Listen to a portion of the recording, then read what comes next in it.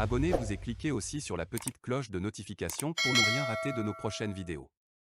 N'oubliez pas de partager aussi la vidéo et de la liker. Afrique N24. Monsieur le Président,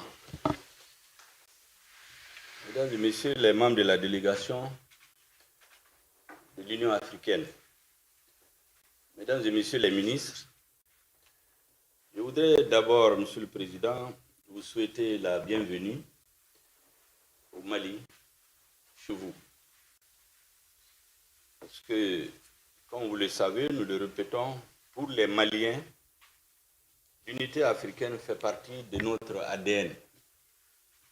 Nous répétons à l'envi que dans toutes les constitutions de la République du Mali depuis l'indépendance, quels que soient les régimes qui se sont succédés à la tête de l'État, il est immuablement inscrit que le Mali est prêt à céder tout ou partie de sa souveraineté pour construire l'unité africaine.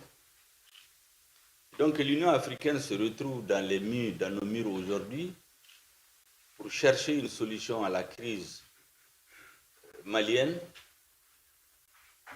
Elle est dans son rôle, j'allais dire qu'elle accomplit son devoir. Les Maliens, toutes catégories sociales confondues, ont été très heureux quand ils ont appris l'arrivée de votre délégation. Et aujourd'hui, je dois vous dire que notre peuple compte sur l'Union africaine pour sortir de cette crise.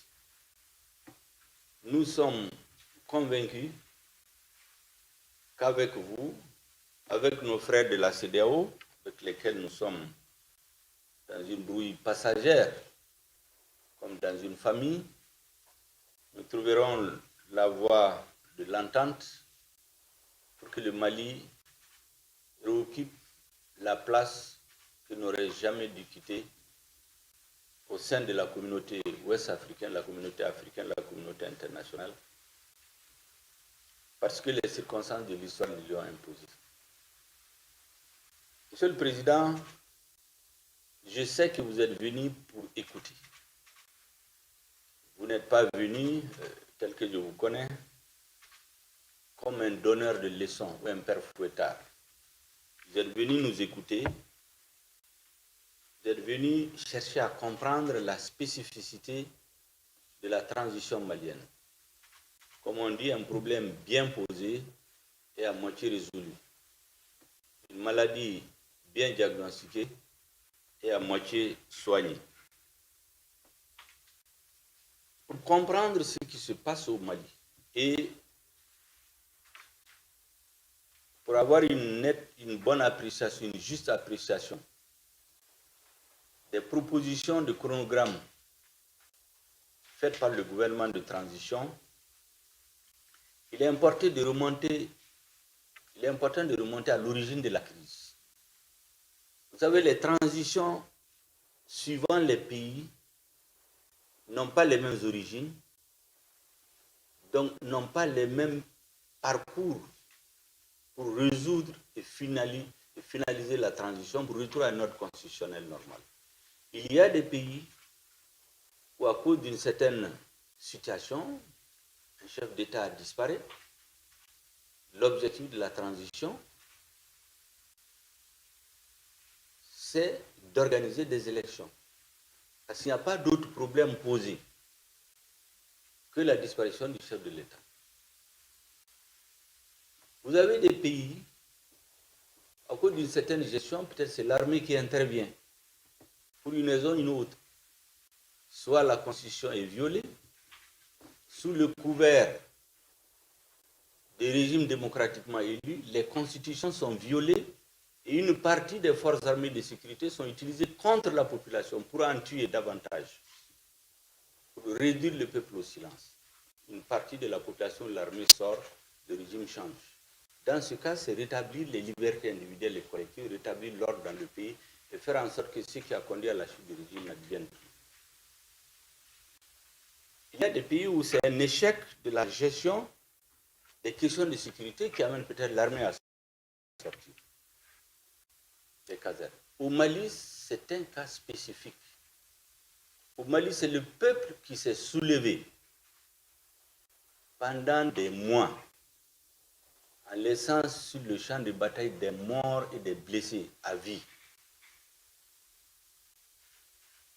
C'est à la suite de cela qu'une aile patriotique de l'armée, pour éviter le chaos dans le pays, a mis fin au désordre qui allait s'installer et à la situation de guerre civile qui menaçait, qui était imminente.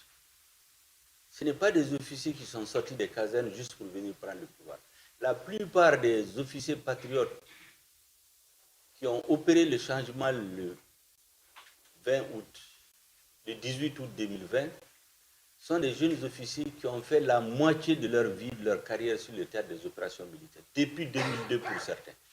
De 2002 à 2020, ça fait 18 ans. Tous les problèmes que l'armée malienne a vécu, tous les coups bas, toutes les trahisons, toutes les faiblesses, toutes les humiliations que l'armée a subies sur le terrain, ils l'ont vécu dans leur chair et leur âme. Et donc, voir le peuple aller vers la guerre civile, en même temps qu'on se battait contre les terroristes, voir les Maliens entre eux se tuer dans les rues, il fallait arrêter ce chaos. Maintenant, qu'est-ce qui a mené l'insurrection?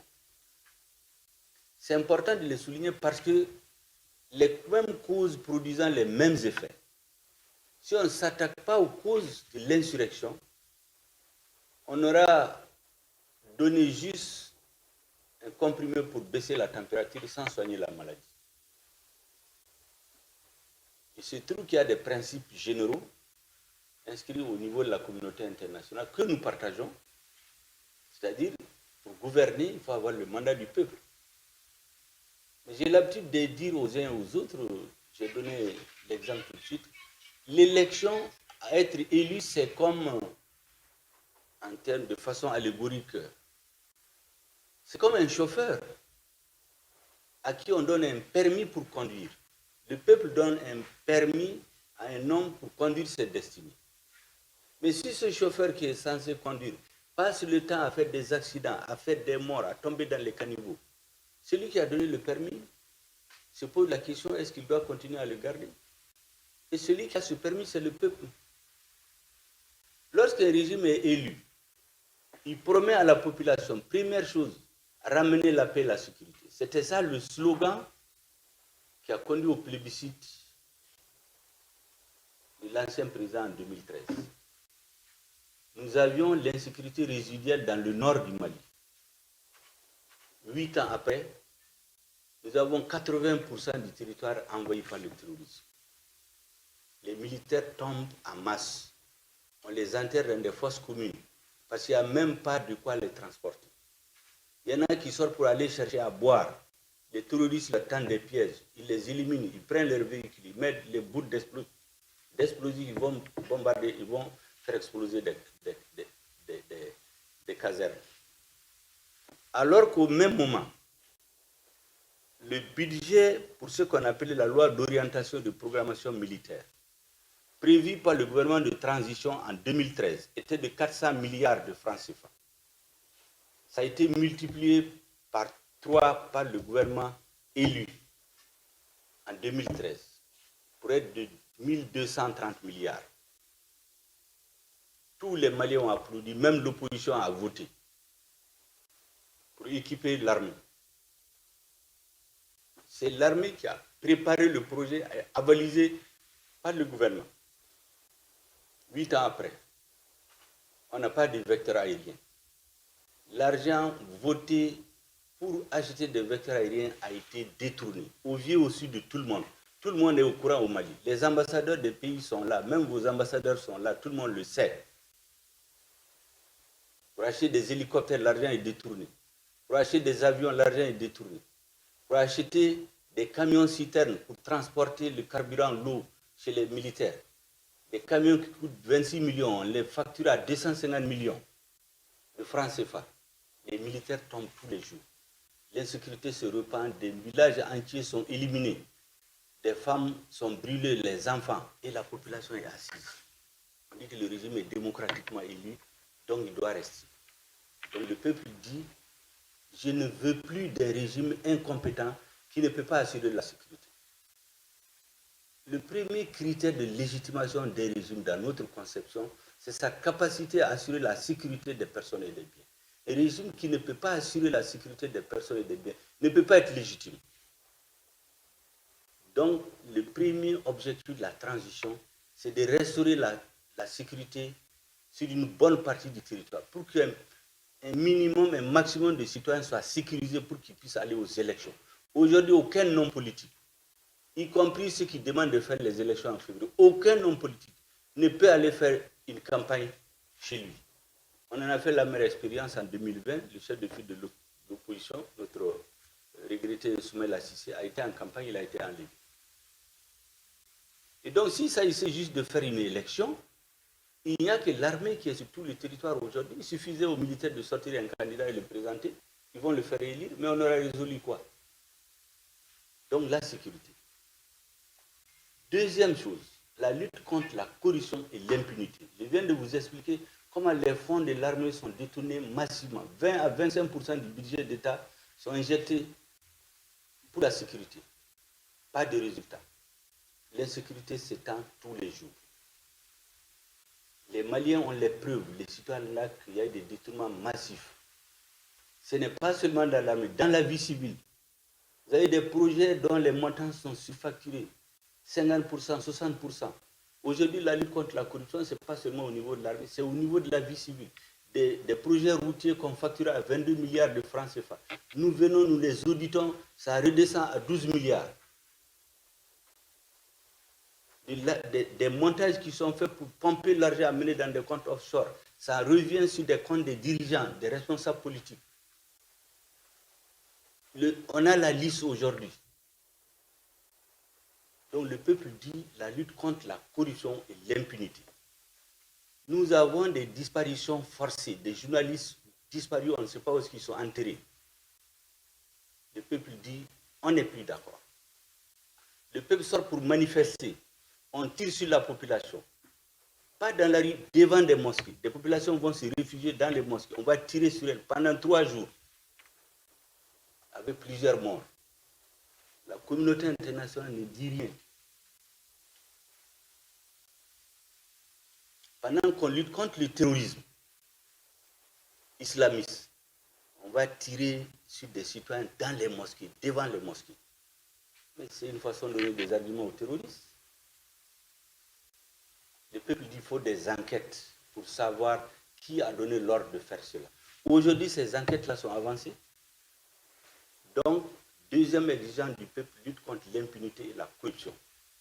La troisième exigence de notre peuple, c'est de dire que la crise est partie des élections législatives d'avril-mars 2020, de mars-avril 2020, dont les résultats ont été, la population a considéré qu'elles ont été truquées.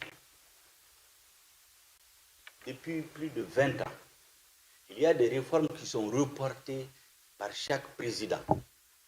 Quand le président vient, il trouve les réformes, il ne les fait pas. Il attend la dernière année de son mandat pour vouloir réviser la Constitution.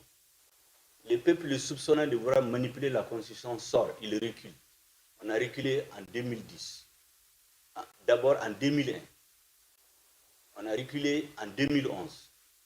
On a reculé en 2017. Le peuple dit qu'il faut finalement faire ces réformes-là. Parce que l'État a besoin de ces réformes pour un ancrage du processus démocratique. La CEDEAO elle-même, et c'est ça le paradoxe, ce que nous ne comprenons pas. En 2018, il y a une crise politique qui a duré des mois. Les résultats contestés. La CEDEAO a envoyé une délégation de haut niveau, dirigée par le ministre des Affaires étrangères du Nigeria, qui a fait des jours et des jours, a parlé avec tout le monde et a déposé un rapport. Conclusion, il ne faut plus organiser des élections au Mali sans faire les réformes politiques et institutionnelles exigées par l'ensemble des couches sociales et politiques. Ce rapport a été déposé en octobre 2018. Le gouvernement a refusé de faire les réformes. Le résultat, soulèvement populaire, chute du régime. Donc, le peuple dit qu'il faut des réformes politiques et institutionnelles une fois que le régime change. Troisièmement, vous avez l'accord. Quatrièmement, l'accord pour la paix et la réconciliation ici du processus d'Alger. Donc, certaines dispositions demandent une révision de la Constitution. Le gouvernement a voulu le faire. La population s'est soulevée. Il a abandonné. Parce que le peuple malien, dans sa grande majorité, soupçonne que si on met l'accord pour la paix et la réconciliation ici du processus d'Alger en œuvre sans prendre certaines précautions, ça va aboutir à la dislocation du pays à moyen et long terme. Donc le peuple dit, faisons des réformes, appliquons l'accord de manière à donner satisfaction autant que faire se peut au groupe signataire, mais en veillant à ce que l'unité, l'intégrité, la souveraineté de l'État malien sur l'ensemble du territoire ne soit jamais remis en cause.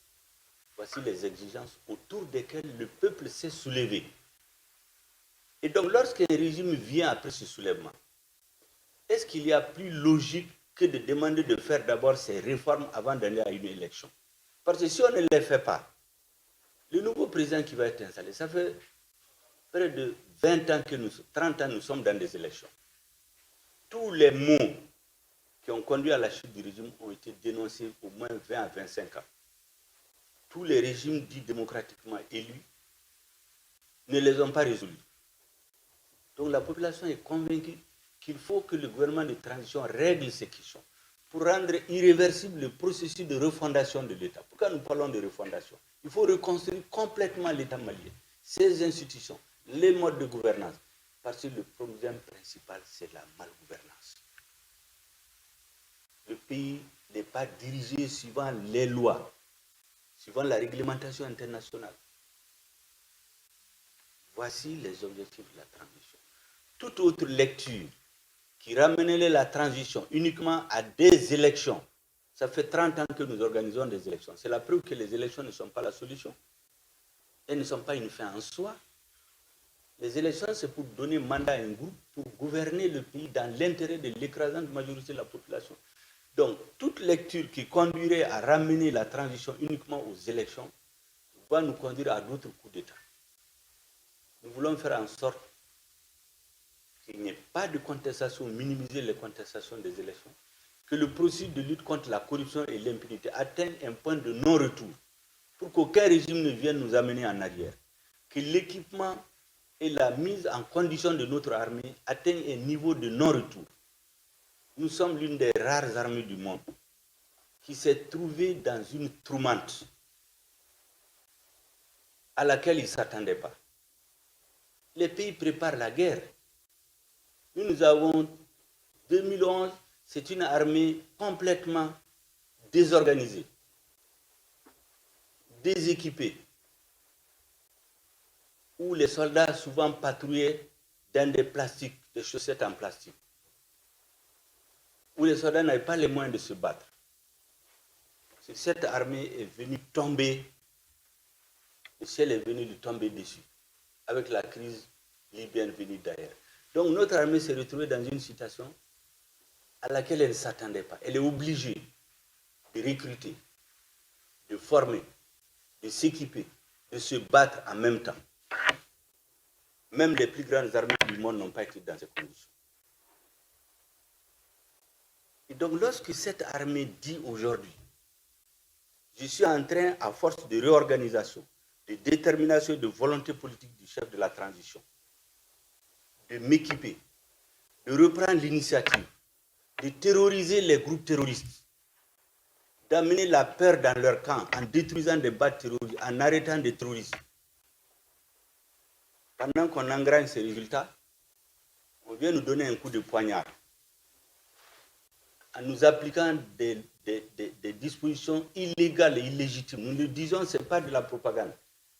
Aucune disposition, ni de la CEDEAO, ni de l'IMOA n'a prévu la fermeture des frontières. C'est illégal. C'était un abus de pouvoir. Aucune disposition de l'IMOA. Et même il y a la disposition de l'article 4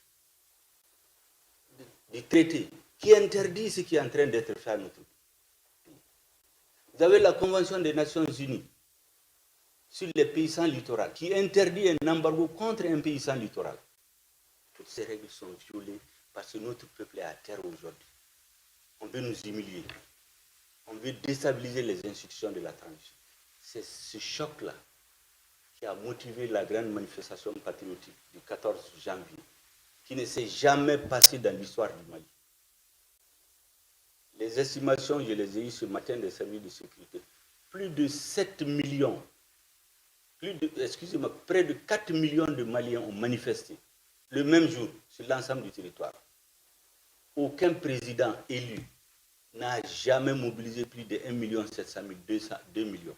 Jamais. Depuis 30 ans qu'on organise les élections. Donc c'est ce sentiment d'injustice.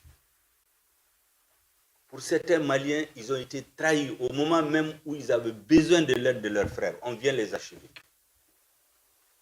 C'est ce qui explique ce sentiment des Maliens. Sinon, nous n'allons jamais, aucun dirigeant malien ne va oser nourrir l'intention de quitter les institutions sous-régionales et africaines. Parce que la vocation de l'État malien, c'est d'être un État pour unir les Africains et non les diviser. C'était important, Monsieur le Président, que je puisse vous expliquer cela et vous dire que notre pays est aujourd'hui dans de très bonnes dispositions. L'Union africaine et son arrivée ici est attendue avec beaucoup d'espoir par les Maliens. Likez la vidéo si ce n'est pas déjà fait. Laissez aussi votre point de vue en commentaire.